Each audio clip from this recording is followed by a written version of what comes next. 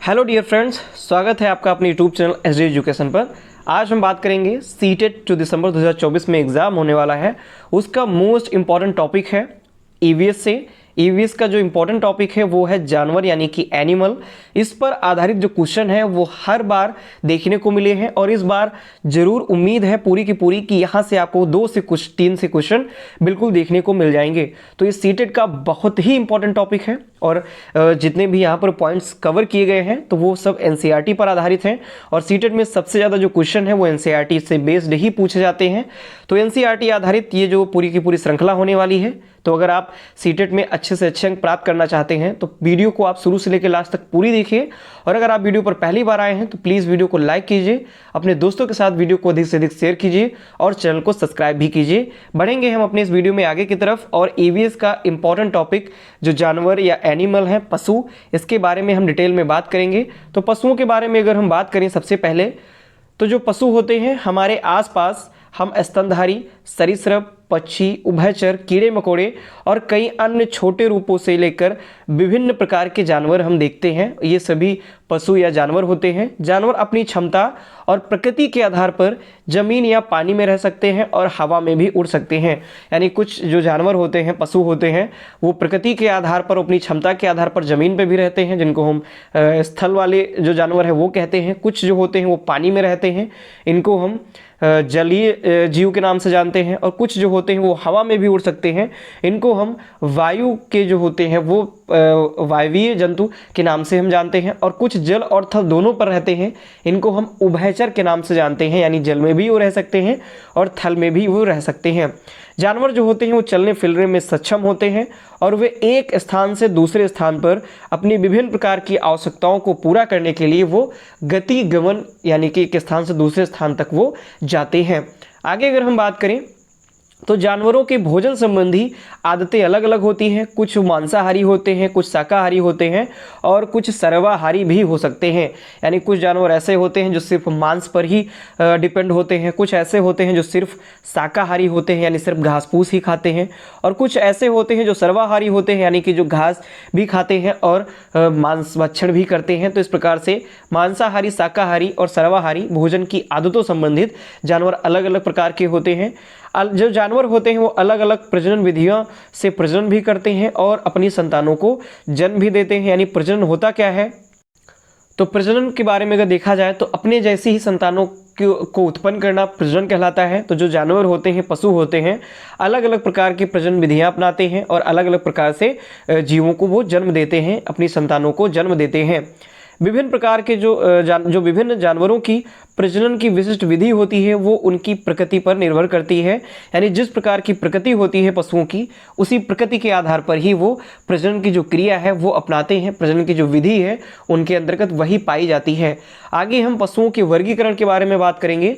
तो बात करते हैं पशुओं के वर्गीकरण के बारे में। इंपॉर्टेंट क्लास है, एक बार फिर से मैं कह रहा हूँ, यहाँ से आपको सीटेट में क्वेश्चन जरूर देखने को मिलेंगे। तो अगर आपको ये पॉइंट्स अच्छे लग रहे हैं, वीडियो अगर आपको पसंद आ रही है तो वीडियो को लाइक करना बिल्कुल मत भूलिए और चैनल को सब्सक्राइब भी कर दीजिए इसी तरह की और अन्य वीडियो के लिए। तो पशुओं के वर्गीकरण के बारे में अगर हम बात करें तो कशेरुक दंड की उपस्थिति के आधार पर जो पशु होते हैं वो 2 प्रकार के होते हैं। एक होते हैं वर्टिब्रेट और दूसरा होते हैं इनवर्टिब्रेट या कह सकते हैं नॉन वर्टिब्रेट, जिनको हम कशेरुकी और अकशेरुकी के नाम से भी जानते हैं। यानी वर्टिब्रेट जो होते हैं वो होते हैं कशेरुकी और जो इनवर्टिब्रेट होते हैं वो होते हैं अकशेरुकी, यानी जिनके अंतर्गत रीढ़ की हड्डी पाई जाती है। आप यहाँ पे देख सकते हैं एनिमल विथ ए बैकबोन, यानी जिन जानवरों में रीढ़ की हड्डी पाई जाती है वो वर्टिब्रेट के अंतर्गत आते हैं।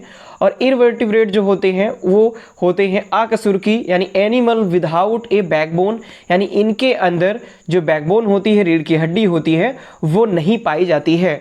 आगे अगर हम बढ़ें तो फिर अगले वर्गीकरण के बारे में बात करें तो शरीर के तापमान के आधार पर अगर हम जानवरों का वर्गीकरण देखें तो 2 प्रकार के होते हैं शरीर के तापमान के आधार पर, जिसमें एक होते हैं वार्म ब्लडेड और दूसरे होते हैं कोल्ड ब्लडेड, यानी कि जो होते हैं वो ठंडे रक्त वाले होते हैं और दूसरे होते हैं वो गर्म रक्त वाले होते हैं। यानी कि कह सकते हैं शीत रुधिर वाले होते हैं और गर्म रुधिर वाले जो होते हैं वो जानवर होते हैं। तो अगर हम गर्म रुधिर वाले की बात करें तो animal that are able to maintain a nearly constant body temperature, यानी कि अपना बॉडी टेम्परेचर जो होते हैं वो प्रकृति के आधार पर ये अपना बॉडी टेम्परेचर जो है वो मेंटेन कर लेते हैं। और जो कोल्ड ब्लडेड एनिमल होते हैं तो ये होते हैं animals that are not able to maintain a nearly constant body temperature, यानी कि जो एनवायरनमेंट होता है, वातावरण होता है, उसके आधार पर ये अपने बॉडी को, ये अपने शरीर के जो टेम्परेचर होता है, तापमान होता है, उनका मेंटेन ये नहीं कर पाते हैं। ये होते हैं ठंडे रक्त वाले या शीत रक्त वाले ये जीव होते हैं। इनके अंतर्गत आप हाथी देख सकते हैं, पक्षी जो होते हैं वो आते हैं गर्म रुधिरवा के अंतर्गत। और अगर शीत रुधिर के अंतर्गत देखा जाए तो उसमें मेढक आएगा, छिपकली आएंगी, मछलियाँ आती हैं। ये सभी शीत रुधिर वाले जो जीव होते हैं।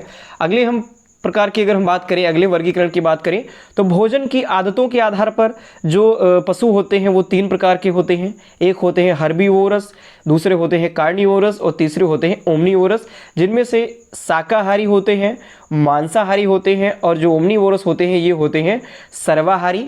जैसे कि शाकाहारी जो सिर्फ और सिर्फ प्लांट्स पर ही डिपेंड रहते हैं, एनिमल दैट ईट प्लांट्स, यानी जो सिर्फ पौधों पर ही डिपेंड रहते हैं, वो होते हैं शाकाहारी, जिसमें बकरी हो गई, भेड़ हो गए, ठीक है, ये सभी आते हैं। कार्निवोरस जो होते हैं वो होते हैं मांसाहारी, एनिमल्स दैट ईट मीट, यानी कि जो मांस खाते हैं, मांस भक्षी होते हैं, वो होते हैं मांसाहारी। इनमें शेर आता है, चीता आते हैं, ये सभी इनके अंतर्गत आते हैं। और सर्वाहारी जो होते हैं वो यानी ओमनीवोरस जो होते हैं वो होते हैं animals that eat both plant and meat, यानी कि पेड़ पौधों को भी खाते हैं और ये मांस का भी भक्षण करते हैं। इसके अंतर्गत कुत्ता आता है, भालू आता है, ये सभी जो होते हैं वो सर्वाहारी के अंतर्गत आते हैं। अगले पॉइंट की तरफ बात करते हैं जानवरों की विशेषताओं के बारे में। अब यहाँ से और ज़्यादा इंपॉर्टेंट क्वेश्चन शुरू होने वाले हैं। पूरा का पूरा एनसीईआरटी बेस्ड है, पूरा का पूरा एनसीईआरटी बेस्ड है और आपको बहुत ही ज़्यादा इंपॉर्टेंट ये जो पॉइंट्स हैं वो लगने वाले हैं। तो जानवरों की विशेषताओं के बारे में हम बात करें तो सबसे पहले हम बात करते हैं हाथी यानी एलिफेंट की। तो हाथी के बारे में अगर हम बात करें तो एलिफेंट जो शब्द है वो ग्रीक शब्द एलिफेस से इसकी उत्पत्ति हुई है और जिसका अर्थ होता है गजदंत, यानी जिसका अर्थ होता है गजदंत। हाथी का जो गर्भकाल होता है वो 22 महीने का होता है, यानी 22 महीने का जो गर्भकाल होता है वो हाथी के अंतर्गत पाया जाता है, जो कि जमीनी जीवों में सबसे लंबा है। यानी जमीनी जीवों के अंतर्गत अगर देखा जाए तो अन्य जीवों के अपेक्षा हाथी का जो गर्भकाल होता है वो सबसे ज़्यादा होता है। जन्म के समय जो हाथी होता है, हाथी का बच्चा, उसका वजन जो होता है वो करीब 104 किलो होता है। यानी कि जो जन्म के समय यानी जो नवजात शिशु होता है हाथी का, उसका जो वजन 104 किलो का होता है। आगे हम बात करें तो हाथी अमूमन 50 से 70 वर्ष तक जीवित रहता है। हालांकि सबसे दीर्घायु जो हाथी है वो 82 वर्ष दर्ज किया गया है। यानी अब तक अगर सबसे दीर्घायु हाथी की बात की जाए तो उसकी जो उम्र थी वो 82 वर्ष दर्ज की गई है। और अगर एक अनुमानित अगर समय पूछा जाए, अगर आयु पूछी जाए हाथी की, तो 50 से 70 वर्ष तक जीवित रहता है। हाथी अपनी सूंड में एक बार में करीब 14 लीटर पानी खींच सकता है। यानी कि जो हाथी जो होता है उसकी सूंड में एक बार में करीब 14 लीटर पानी आ जाता है। एक जो वयस्क नर हाथी के दांत होते हैं वो लगभग 1 वर्ष में 18 सेंटीमीटर की दर से बढ़ते, यानी कि जो वयस्क नर हाथी होता है उसके दांत 1 वर्ष में 18 सेंटीमीटर बढ़ते हैं। और एक हाथी की जो त्वचा होती है वो लगभग 1 सेंटीमीटर से 2.5 सेंटीमीटर तक मोटी हो सकती है। यानी 1 सेंटीमीटर से 2.5 सेंटीमीटर तक हाथी की जो त्वचा होती है वो मोटी होती है। आगे अगर हम बात करते हैं नेक्स्ट पॉइंट की, तो आगे हाथी के बारे में अन्य अगर हम विशेषताओं के बारे में बात करें तो जो एशियाई हाथी होते हैं उनमें सिर्फ जो नर होते हैं उनके लंबे दांत होते हैं और मादा जो हाथी होते हैं उनके जो दांत बहुत छोटे होते हैं या अमूमन नहीं पाए जाते हैं। तो यानी कि अगर एशियाई हाथियों की बात की जाए तो उनमें जो हाथी दांत होते हैं वो केवल नर में पाए जाते हैं, मादा में हाथी दांत बहुत छोटे होंगे या फिर वो पाए ही नहीं जाते हैं। भारतीय हाथियों के प्रत्येक जो पिछले पैर पर 4 नाखून और प्रत्येक सामने के पैर पर 5 नाखून होते हैं। यानी जो भारत में हाथी पाए जाते हैं उनके जो पिछले वाले पैर होते हैं उनमें 4 नाखून और आगे वाले जो सामने वाले जो पैर होते हैं उनमें 5 नाखून उपस्थित होते हैं। हाथी जो है वो थाईलैंड का राष्ट्रीय पशु है। हर मिनट अगर हाथी हर मिनट में केवल 2 से 3 बार सांस लेते व छोड़ते हैं, यानी प्रत्येक मिनट में 2 से 3 बार ही हाथी सांस लेते व छोड़ते हैं। आगे बात करें, जो नर हाथी होता है वो 12 से 15 साल की आयु के बीच झुंड छोड़ देते हैं, यानी कि जो हाथी होते हैं जन्म के बाद से लगा करके 12 से 15 वर्ष तक झुंड में रहते हैं और फिर 12 से 15 वर्ष होते ही वो आयु के होते ही वो झुंड छोड़ देते हैं। विश्व हाथी दिवस यानी कि वर्ल्ड एलिफेंट डे जो है वो 12 अगस्त को मनाया जाता है, ये भी इंपॉर्टेंट है। तो ये सारे पॉइंट इंपॉर्टेंट थे हाथी से लेकर के, काफ़ी बार ये क्वेश्चन ईवीएस के अंतर्गत सीटेट में पूछा गया है।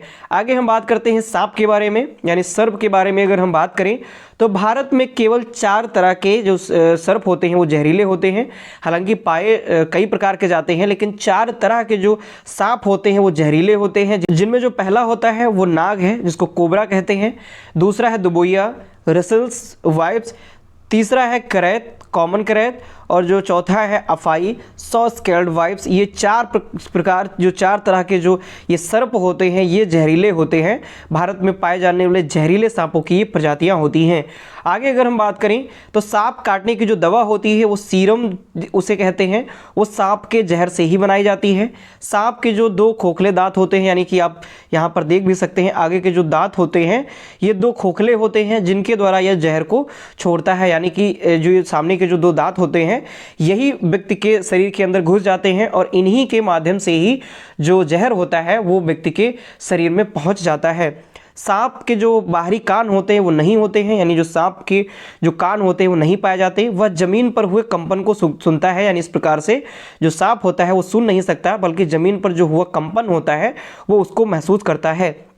सांप के दांत नुकीले होते हैं, परंतु वह भोजन को चबाता नहीं है बल्कि निगल कर खाता है। सांप सीधे निगल जाता है। आगे अगर हम कुछ पॉइंट के बारे में बात करें, सांप को नचाने वाले को कालबेलिया कहते हैं, यानी कि जो कालबेलिया है सांप जिसे जो सांप पकड़ते हैं या सांप बीन के द्वारा जो सांप को नचाते हैं उनको कालबेलिया कहा जाता है। कालबेलिया एक नृत्य भी है, कालबेलिया नृत्य, जो कि राजस्थान में काफ़ी ज़्यादा लोकप्रिय है। ये भी इंपॉर्टेंट है, कई बार पूछा गया है लोक नृत्य में कि जो कालबेलिया लोक नृत्य है वो कहाँ का प्रसिद्ध लोक नृत्य है। सीटेट के लिए बहुत इंपॉर्टेंट क्वेश्चन है। तो कालबेलिया जो कि राजस्थान का प्रसिद्ध लोक नृत्य है। कालबेलिया लोग जो होते हैं वो सांप के डंक के निशान से ही जान जाते हैं कि किस सांप ने काटा है, यानी कि ये सभी लोग अनुभवी होते हैं, जिसके कारण ये इतना सांप के डंक से ही पता लगा लेते हैं कि किस सर्प ने काटा हुआ है। कालबेलिया लोग अपनी बेटी की शादी में सांप तोहफों के रूप में देते हैं, यानी कि ये लोग अगर इनकी बेटी की जब शादी होती है तो तोहफे के रूप में ये लोग सांप भेंट करते हैं। आगे बात करें, सांपों की जो पलकें होती हैं वो नहीं पाई जाती, यानी सांपों की आंखों पर जो पलकें हैं वो नहीं होती हैं। इस प्रकार से सांप अगर आंखें बंद भी करता है तो ये महसूस नहीं होता है कि इसने आंखें बंद की हुई हैं या इसकी आंखें खुली हुई हैं। सांप 24 घंटे में करीब 16 घंटे सोते हैं, यानी 24 घंटे में 16 घंटे ये सोते हैं। पूरी दुनिया में आयरलैंड ऐसी जगह है जहाँ पर सांप नहीं पाए जाते हैं, यानी आयरलैंड में सांप नहीं पाए जाते हैं। बारबाडोस थ्रेड स्नेक यह दुनिया का सबसे छोटा सांप है, जिसकी लंबाई करीब 3.94 से 4.9 इंच होती है, यानी कि सबसे छोटा सांप दुनिया का है बारबाडोस थ्रेड स्नेक, ये दुनिया का सबसे छोटा सांप होता है। आगे बात करते हैं अगले पॉइंट की, बाघ के बारे में अगर हम बात करें तो बाघ का जो गुर्राना है वो 3 किलोमीटर दूर तक सुना जा सकता है, यानी बाघ अगर गुर्राता है तो इसकी आवाज़ 3 किलोमीटर दूर तक जाती है। बाघ अंधेरे में 6 गुना बेहतर देख सकते हैं, यानी 6 गुना बेहतर ये देख सकते हैं अंधेरे में भी। बाघ की मूँछों से इन्हें अंधेरे में रास्ता ढूंढने में मदद मिलती है, यानी कि जो इनकी जो मूँछें होती हैं वो एंटीना की तरह कार्य करती हैं और अंधेरे में रास्ता ढूंढने का में ये बाघ की मदद करती हैं। बाघ की मूँछें हवा में हुए कंपन को भांप लेती हैं और उसे शिकार की बिल्कुल सही स्थिति का पता इन्हीं मूँछों में हुए कंपन जो भापती हैं उनके द्वारा चल जाता है। बाघ अपने इलाके में मूत्र करके अपनी गंध छोड़ जाते हैं और इस प्रकार से ये अपने इलाके का निर्धारण करते हैं, यानी जितने इलाके में ये अपना मूत्र जो होते हैं छोड़ते हैं वो उतना जो इलाका होता है वो इनके अंडर में रहता है। बाघ अपने इलाके में मूत्र करके अपनी गंध को छोड़ जाते हैं और बाघ मौके के अनुसार अपनी आवाज़ बदलता रहता है, यानी मौके के हिसाब पर ये अपनी आवाज़ बदलते रहते हैं। और गुस्से में बात करें तो गुस्से में कराहता और गुर्राता है अलग आवाज़, और बाघिन को बुलाना हो तो इसके लिए अलग आवाज़ ये निकालता है। बाघ के जो दोनों कान बाहर की आवाज़ इकट्ठा करने के लिए अलग अलग दिशाओं में बहुत ज़्यादा घूम जाते हैं, यानी कि जो इसके कान होते हैं ये काफ़ी ज़्यादा एक्टिव रहते हैं और बाहर की जो आवाज़ होती है कोई भी प्रकार की अगर आवाज़ होती है उसको तुरंत कैप्चर करने के लिए ये अलग अलग दिशाओं में बहुत ही तेज़ी से इनके कान घूम जाते हैं। सर्वाधिक बाघ जो है वो मध्य प्रदेश में पाए जाते हैं, इसीलिए मध्य प्रदेश को टाइगर स्टेट के नाम से भी जाना जाता है। आगे हम बात करें, बाघ को 1973 में भारत का राष्ट्रीय पशु बनाया गया था, ये भी इंपॉर्टेंट पॉइंट है। बाघ 65 किलोमीटर प्रति घंटे की रफ्तार से ये दौड़ सकते हैं और किन्हीं दो बाघों की जो धारियां होती हैं वो एक जैसी नहीं होती हैं, यानी बाघों के शरीर पर जो धारियां ऐसी पाई जाती हैं वो जो धारियां होती हैं वो किन्हीं दो बाघों में एक जैसी नहीं होती हैं, बल्कि हर बाघ में अलग अलग धारियां पाई जाती हैं। बढ़ेंगे हम अपने अगले पॉइंट की तरफ। अगला पॉइंट है गिलहरी यानी स्क्वायरल।